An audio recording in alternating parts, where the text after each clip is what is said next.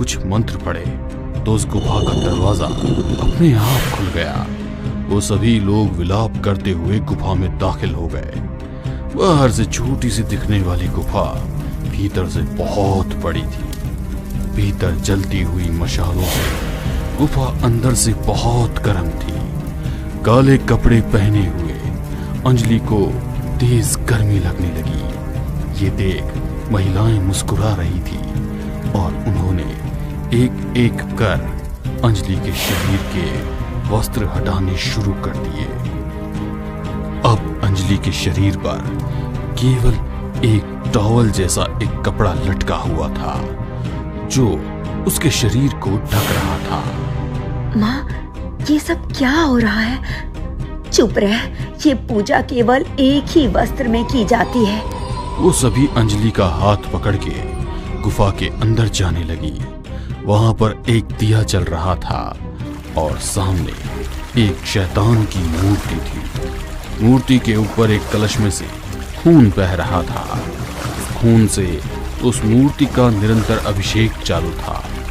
उसे मूर्ति का भयानक स्वरूप और ऊपर से होता हुआ खून का अभिषेक, ये सब देखकर अंजलि बहुत डर गई। डर मत, यही तो हमारे आराध्य हैं। यदि आज इनका आशीर्वाद तुझे मिल गया तो तेरा आने वाला जीवन सफल हो जाएगा, वरना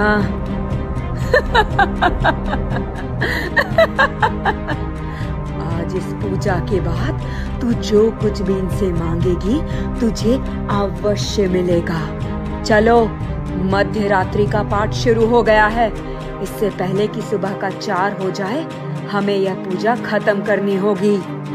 उस औरत की बात सुनकर अंजलि की माँ और उसके चेहरे पर चिंता की लकीर आ गई। अंजलि अब मन ही मन भगवान शंकर के नाम का स्मरण कर रही थी। पूजा शुरू हुई और तभी अचानक उस जल रहे दिए ने भयानक ज्योति का स्वरूप ले लिया।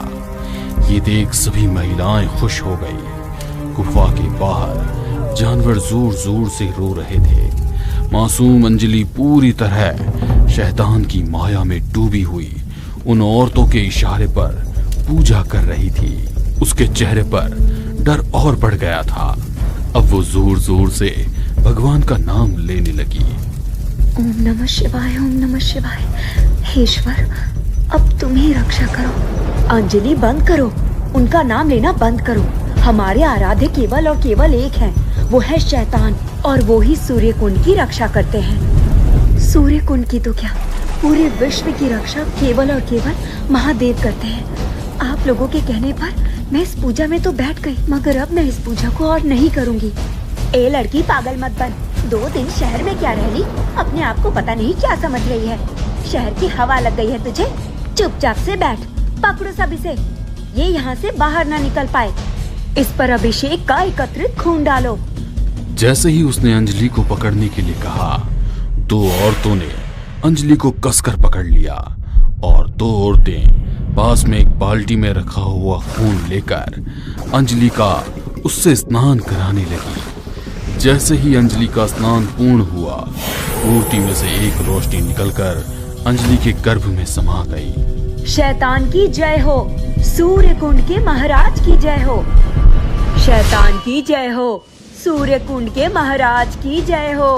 अंजलि, तुम बहुत किस्मत वाली हो जो तुम्हारे कोख में शैतान का अंश जन्म लेगा। अब तुम्हें आने वाले 3 महीने तक इसी गुफा में रहना होगा।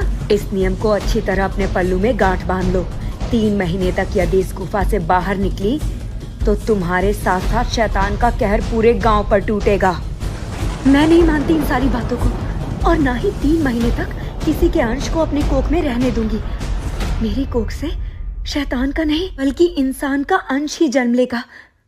कहते हुए वो भगवान शिव के नाम का जाप करने लगी। ओम नमः शिवाय, ओम नमः शिवाय, ओम नमः शिवाय। जैसे जैसे अंजलि जाप कर रही थी, गुफा में कंपन होने लगा और वो मूर्ति भी हिलने लगी। अंजलि, रुक जाओ, वरना हमसे बुरा कोई नहीं होगा। वो तुम सूर्य कुंड पर शैतान का कहर बरसाना चाहती हो। उन लोगों के रोकने पर भी अंजलि नहीं रुकी और ओम नमः शिवाय का जाप करती रही। देखते ही देखते पूरी गुफा की दीवारों का कंपन तेज हो गया। उसमें से खून की धारा बहने लगी। उस मूर्ति में एक दरार आ गई और उसमें से काला धुआं बाहर निकला। वो मूर्ति टुकड़ों में खंडित हो गई। जैसे ही वो मूर्ति टूटी, मंदिर में अचानक कहीं से नदी की धारा आई और पूरी गुफा की गंदगी अपने साथ बहाकर बाहर ले गई। पूरी गुफा साफ सुथरी हो चुकी थी। फिर उस मूर्ति की जगह एक शंकर भगवान की मूर्ति प्रकट हुई। अपने आराध्य की मूर्ति देखकर अंजलि बहुत खुश हुई और जोर से बोली, मेरे भोले बाबा हर वक्त अपने भक्तों की रक्षा करते हैं। अब सूर्य कुंड पर शैतान का नहीं बल्कि ईश्वर का साम्राज्य होगा।